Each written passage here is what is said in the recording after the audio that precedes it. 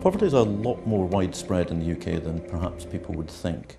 There's a lot of what we would call hidden poverty, people who perhaps are living in normal middle class areas perhaps, or normal housing in villages and out in the rural areas, who you would never guess it to look at it from the outside, but who actually are suffering quite acute poverty, trying to make ends meet on a very fixed income with rising costs, rising transport costs, and all kinds of other things that they're just finding very, very difficult to come to terms with in today's environment.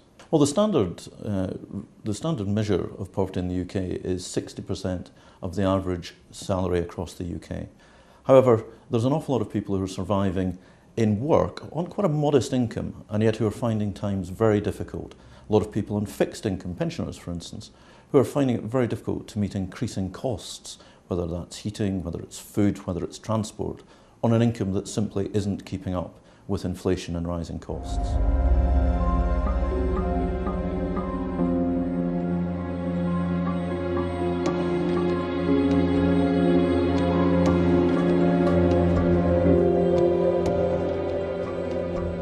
Well, we know that there remains very high levels of child poverty within the UK. Currently there are 2.5 million children growing up below the breadline. There are far too many children across the country whose parents can't afford to pay the basic bills, such as keeping the home warm during winter, being able to buy enough food for their children, being able to clothe them. The UK has one of the highest rates of child poverty within Europe, and we need to see the government place much more of a priority on meeting the promise that it has made. Both parties within the current coalition government in the UK have committed to ending child poverty by 2020, and yet we have seen a recent report that is showing that far from actually being able to meet that promise, we're likely to see child poverty rise massively in the years to come.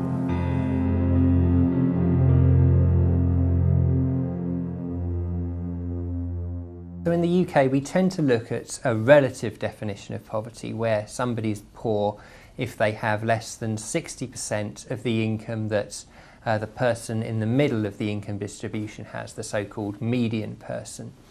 But we also look at a definition of absolute poverty where a poverty line is set at a point in time as an absolute standard of living, and then that's kept constant over time despite what happens to the incomes of other people in the UK.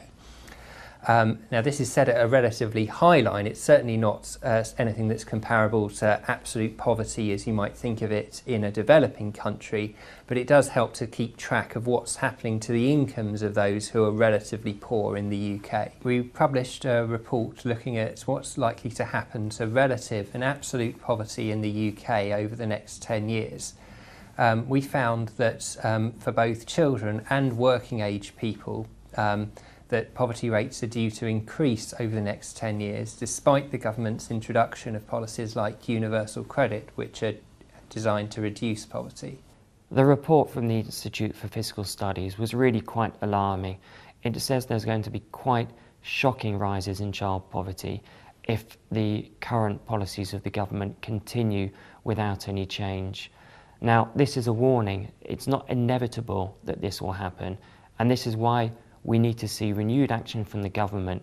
We really need them to look again at their child poverty strategy that they published earlier this year, because I think the report shows the strategy is insufficient. The situation at the moment is very difficult for the poorest families and the children in those families. We already have quite high levels of child poverty relative to the rest of Europe, but what we are now seeing with the difficult economic circumstances that we have is stagnating wages. We're seeing prices going up very quickly, particularly for basics like food and fuel, and we're also still seeing job losses, which is hitting some families.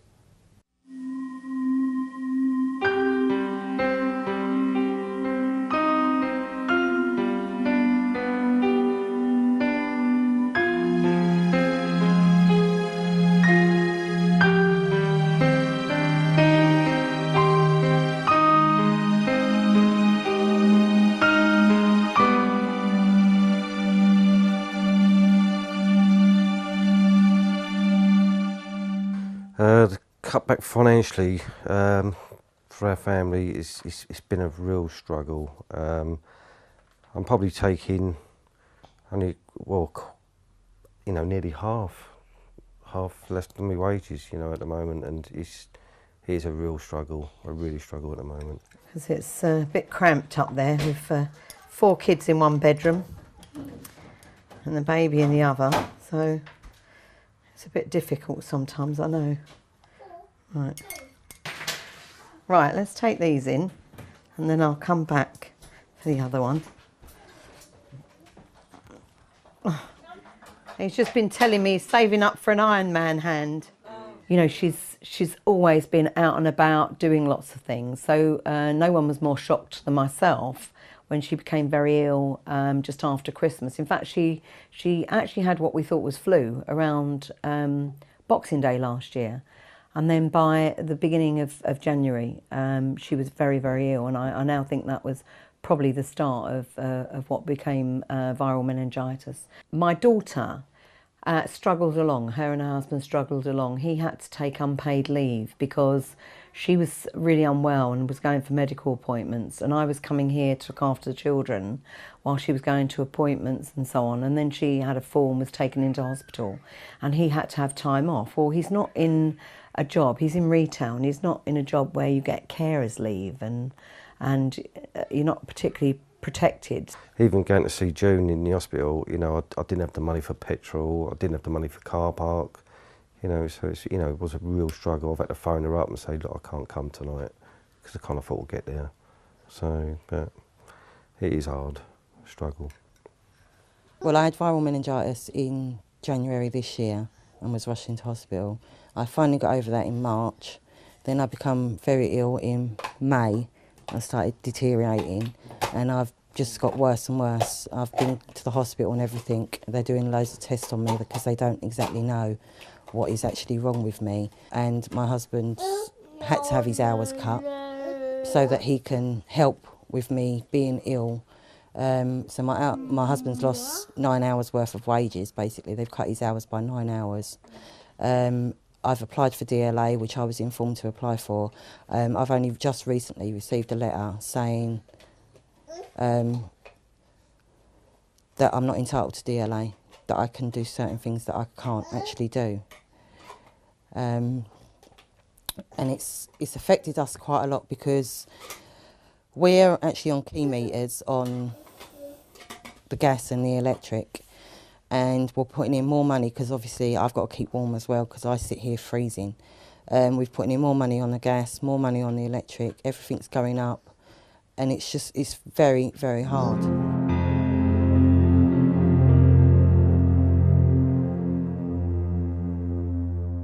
Poverty in Britain is relative in the sense that all of my life I've known the principles of having a national health service which gives free health care at the point of use to everybody, and a principle of a welfare state which is meant to protect everyone against the worst aspects of poverty.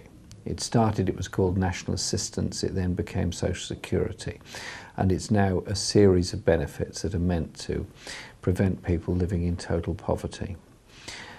It works to the extent that there is very little absolute starvation and absolute poverty in Britain, but it doesn't mean there aren't a lot of people leading very poor lives or a lot of people living in very bad conditions.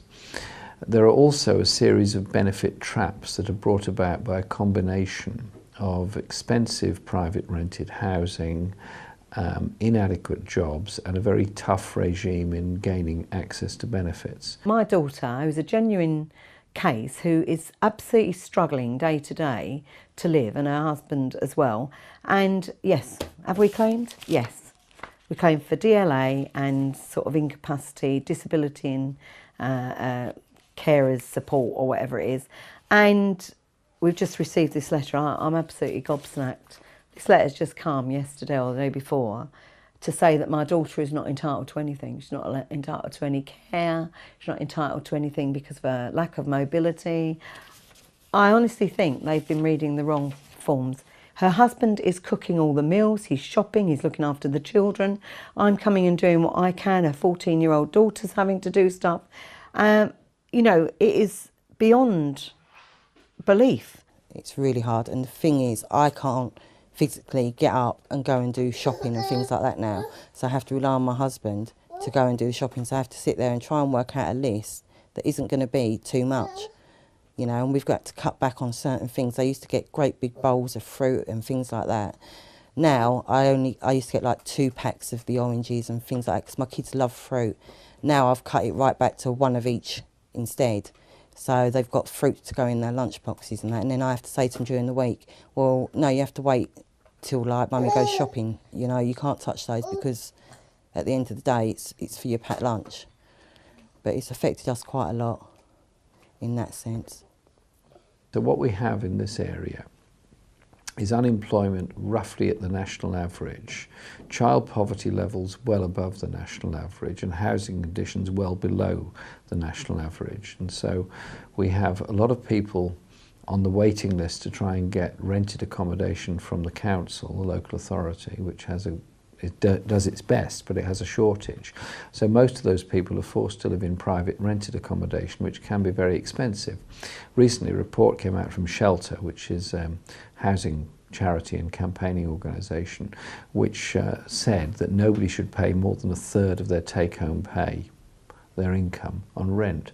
There are people around here who pay 2/3 of their income, 70% sometimes, on rent. It's that expensive, and so the poverty comes about from the costs. The government is proposing to cap benefits at a total figure per week, including housing costs. The previous government separated housing costs from benefits, and that will mean destitution for many people in my community. So the poverty is real, the poverty is serious, and I see it.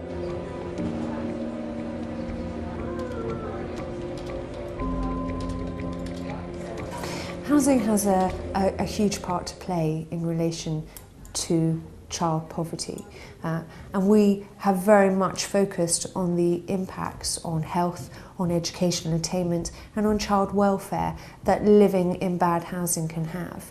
And we very much know that actually if children aren't given the opportunity to be able to get a good education and the qualifications that they need in order to be able to lift themselves out of poverty, they tend, because of their housing situation, it may prevent them, if they're living in overcrowded conditions, from being able to do their homework or to attend school on a regular basis. What we tend to see is that these children remain in poverty in later life and find it much harder to be able to lift themselves out of it. Well, I think it's an important moment in Britain at the moment. Obviously, the crisis began in 2008. It shows absolutely no signs of being over yet, and that means there's going to be probably a once-in-a-generation attempt to lower the living standards of working people, to cut their welfare, to cut their wages, to dispense with their jobs, and to make them pay for a crisis which created in the banking industry, for which they had absolutely no responsibility. And it seems to me that that's an essential moment when people in the trade union movement, in campaigning movements, people who want to see a more equal and just society have to step forward and try and do something about the fact that the very richest people in the society are trying to make some of the poorest people in the society pay for a crisis that they didn't create. Welfare, by definition, and especially after 20 years where welfare provision has been cut back rather than expanded, welfare provision by definition is for the most needy, the poorest, the most desperate sections of the population. And after 20 years of cuts, there's not a lot of fat on the bone, despite what the millionaires in the current government tell us. So what this is going to do is it's going to hit the very poorest, the very neediest, hardest. People who are long-term sick or disabled are going to be hit more than the average. Women who are thrown out of employment, or actually women's unemployment is now rising faster than the average. They will be hit hardest. Ethnic minorities who disproportionately depend on welfare services will be hit hardest. The already poorest families, single parent families, the poorest children will be hit hardest. So the cutting of welfare is over and above the general strategy of trying to shift the burden of the crisis onto working people is, in addition to that, it's an attempt to shift the burden onto the very poorest sections among working people, and therefore is a particularly vicious and unjustified government policy. I think children will be amongst the first to suffer from the economic crisis that we're in, and partly for a whole number of reasons, partly because of unemployment, which impacts badly on children, partly because of cuts to welfare, cuts to social service provision, which means that we are already seeing an alarming growth of child poverty. And this is something which in the 21st century, in a so-called advanced country, you would have thought would have been eradicated. But unfortunately, this is not the case. And there are large areas of the more impoverished, the more badly affected areas by the recession and by the cuts, where life for many, many young people is becoming, and many, many kids, is becoming an absolute nightmare due to a serious levels of poverty, which is it's just shocking in today's Britain. And so it's a kind of, it's a man-made situation. And very often some of the experts and the media try to present it as something almost an inevitable product of natural causes, but I think it's far from that. I think it's a product particularly of the last 20 or 30 years of neoliberal economics, which has dominated the world stage and which has created huge profits for a tiny minority of people, and therefore a massive inequality. And those at the bottom of society have both in every country around the world, but also in the less developed countries, the countries that suffer from low levels of investment, that suffer from debt, that suffer from often actually military attack by the West, those countries have suffered disproportionately. So for me, child poverty and poverty in general in the 21st century is a crime.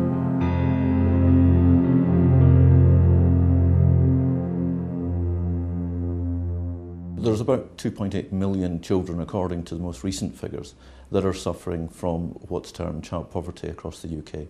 And we know that, in common with all kinds of poverty, this has a huge impact on people's lives. People who are suffering from financial need have all kinds of different problems, and it does directly impact on mental health, on physical health, and on their ability to get jobs and to interact with their friends and their family as well. And that is writ large with children who are suffering from poverty and from financial need as well.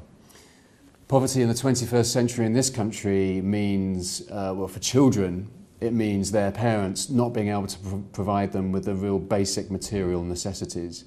And we're talking about parents not being able to afford to keep the house warm during the winter time, they're not being able to afford enough nutritious food for their families. And we know that there is a big connection between children growing up in poverty and not doing very well at school, and therefore not going on to fulfil their lives, and having much greater chance of themselves being adults in poverty and their own children being in poverty.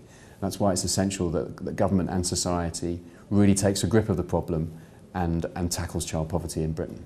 One of the things we found very surprising when we're looking at the report is the sheer scale in the reduction of incomes that we're forecasting to happen over the period from 2009 to 2012. The impact of the recession that's hit the UK economy hasn't really been translated across into reductions in household incomes as yet in the data that we've seen, but really that's just pain that's been delayed from the recession that we've just seen and the big reduction in the productive capacity of the UK economy. And that pain is due to hit households over the next few years. In the last 10 years, although we've seen improvements in child poverty, one feature has been that the proportion of children in poverty who actually come from households with work has increased within the overall figure for children in poverty. I think that shows that while we made a lot of progress in the last decade for getting more households into work, that we weren't thinking enough about the quality of those jobs and the level of wages needed. It's really quite a dramatic figure to think about, that if you go back a few decades, wages as a proportion of the whole economy was 65%. Today it's only 53%. So tackling the unfairness of wages for those at the bottom is a major thing. But we also have some quite entrenched problems that you still see very high levels of child poverty for lone parent families, for many minority ethnic groups, and also for families affected by disability. The effect it's had is that she's got no way of actually driving the children around. They can't afford to have the car on the road all the time. They can't afford to. She can't actually get here or there, so she's got reliant on people. I've been doing shopping and helping with cleaning and cooking and helping the children, and it's been very, very difficult. She's fallen in the kitchen when her children were here and they've had to pick her up, and that was very difficult. Because they couldn't do it, they've had to ring their dad at work. I mean, this is a disgraceful decision, and I think it's going to get worse. I think there are people being told, don't allow this. You know, as part of the government cuts, they're cutting the people who are doing these, so it takes from sort of 6 weeks to 6 months to get a decision anyway, or 16 weeks, about 4 months to get a decision anyway on DLA stuff. And I think the average is about 13 weeks for a decision. This has probably been nearly that. And then it's nearly 2 months, and you end up with a situation where they're not allowing it anyway. We've tried having help and stuff, and you know, contacting them, saying that the hours have been reduced and what the situation is, and it's just, you know, it's never ending. It's just not getting any help whatsoever. So, you know, and it's a struggle. Yeah, and saying that I earn too much. I'm on basically, you know, minimum wage, and you know, it's too much. You know, and I just can't live. Everything's going up, apart from my wages, really. So it's a bit of a struggle, definitely. I think in the next year we are going to see massive child poverty. We will see children dying because they're cold, or because their families are having to choose whether to heat their homes or to eat. And I think this government is a disgrace that they are going to see children dying in this country because they can't be fed and looked after. They can't even be clothed. I mean, just to get a reasonable pair of shoes, you're paying £15, £20. You know, even if you go to the market, stuff is really expensive, just basic things. The government wants us not to be obese, but if you're having to live on bread and jam sandwiches, like we did when we were younger. I was from a poor family, and I remember having bread and jam sandwiches and stuff, and that's what's happening now. Kids are having to live off of very cheap, fill you up foods which are not ever so nutritious.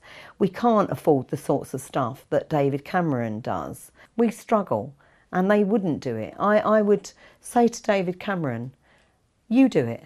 And if you didn't pay so much out on war and all the stuff in Libya, you know, absolute disgrace that we are paying out billions of pounds of our money on wars in countries where we shouldn't have even gone. We shouldn't be interfering. It's an absolute disgrace.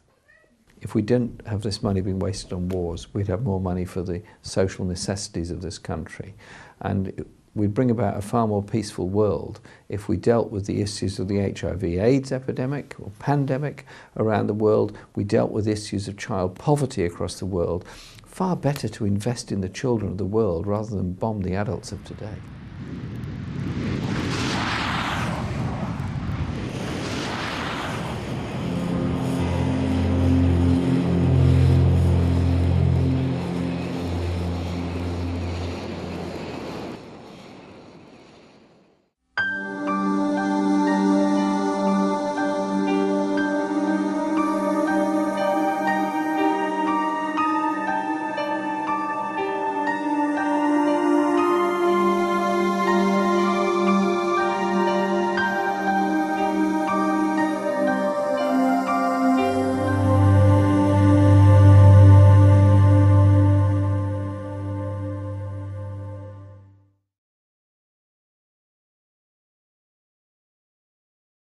Are living in normal middle-class areas perhaps, or normal housing in villages and out in the rural areas, who you would never guess it to look at it from the outside, but who actually are suffering quite acute poverty, trying to make ends meet on a very fixed income, with rising costs, rising transport costs, and all kinds of other things that they're just finding very, very difficult to come to terms with in today's environment. Well, the standard measure of poverty in the UK is 60% of the average salary across the UK.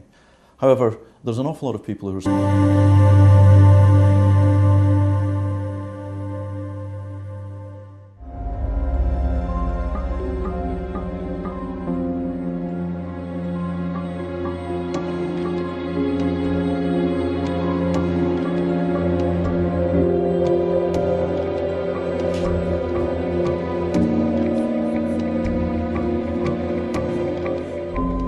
Poverty is a lot more widespread in the UK than perhaps people would think.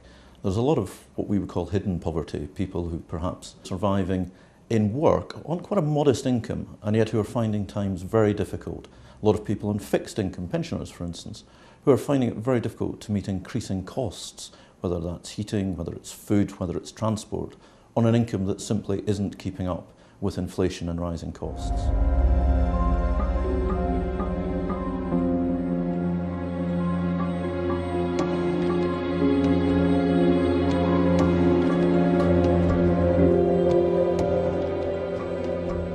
Well, we know that there remains very high levels of child poverty within the UK.